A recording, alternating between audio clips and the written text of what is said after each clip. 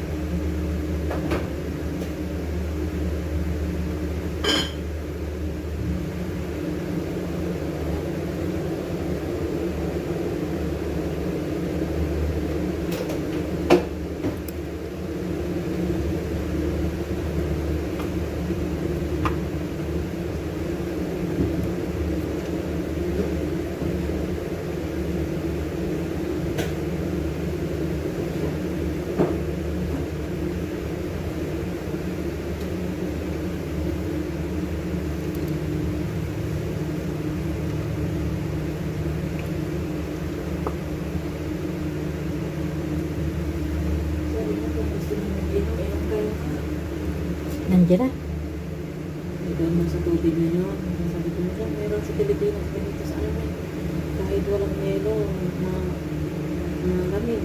Bukat sa atin mga karamihan sa Pilipinas, ganyan ang gamit. Sabi niya, gamot yan, Marian. Ano? Gamot daw. Herbal ba? Anong herbal? Yan. Yung ilalagay doon?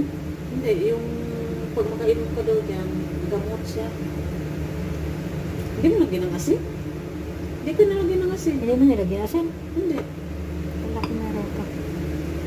Ilang ba yun ako malat? Ha? Pero parang maasin na, maalat na. Sabi na. Ay, maalat na din. Sobrang lapot, ayaw niya yung ganyan. Ha? Ayaw niya malapot? Ha? Wala kayo mga pwede malapot. Kay ano lang. Ang ganda yung ganyan. Kaya kita ko lang pula. Hindi. Ulitin natin ito. Bakit anong laman? Eh, sa bamya na lang ako. Bukas na lang sa luto eh. Hindi. Yung laman, sabawan mo ng bamya. Ah, pwede? Eh? Ay, ikaw? Hindi ako kakain lahat. Bamya yung kunin ko. Kasi Ay. may mga kunin ko natin. Ay, okay lang.